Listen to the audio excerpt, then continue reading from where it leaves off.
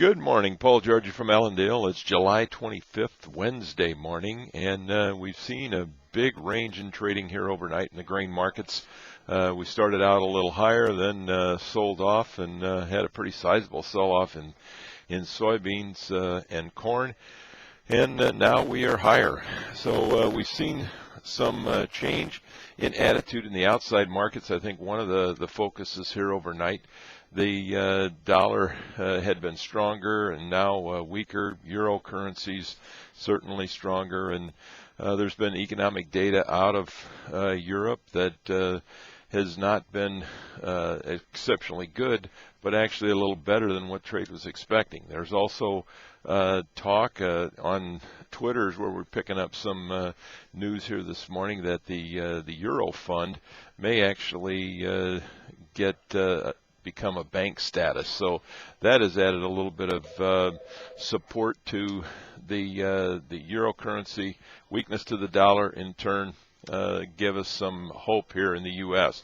There's also talk that the Fed will have to take some action here, and the first action that they're talking about is possible QE3. So those are the rumors being talked about. However, no confirmation of any definite action at this point in time.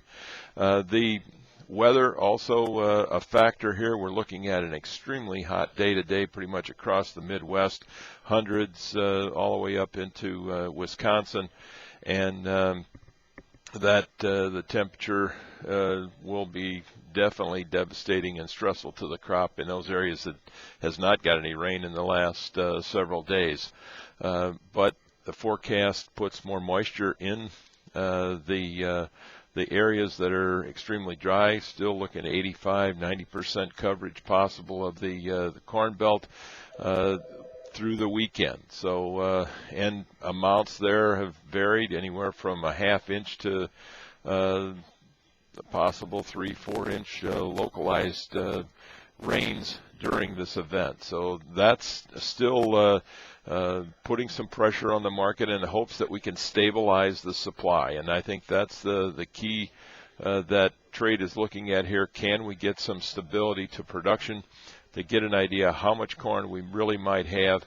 And then we'll have to play the game with demand and how do we adjust the demand, how much demand will be hurt. I mean, we certainly see demand being reduced already. It's being reduced at the ethanol plants.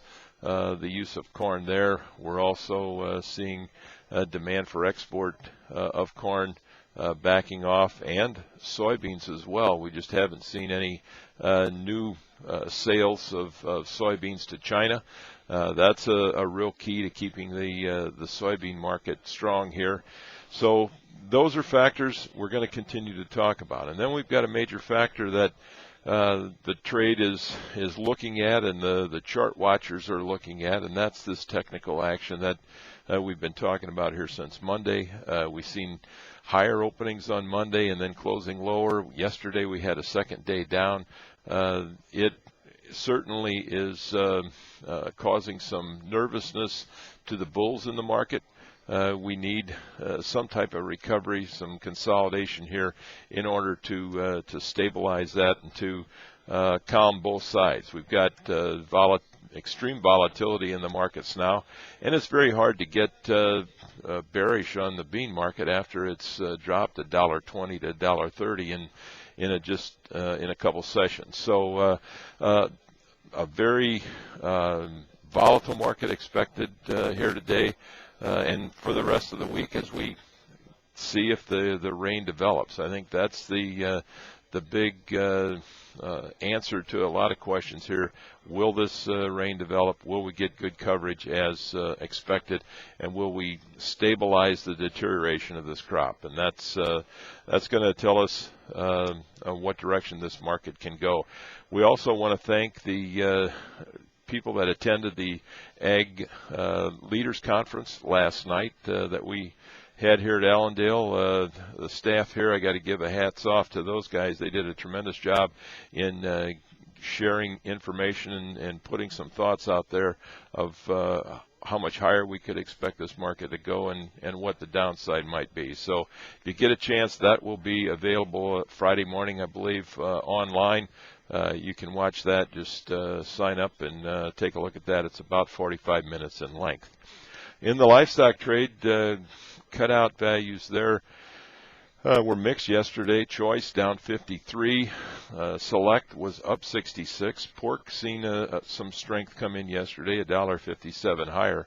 The heat that we've got right now is going to hamper some movement of hogs and could slow down some slaughter here for a few days with this extreme heat that's covering the Midwest.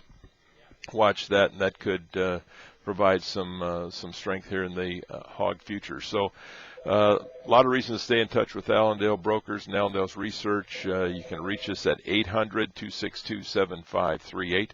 We wish everybody a very successful trading day, and I'll talk to you tomorrow morning.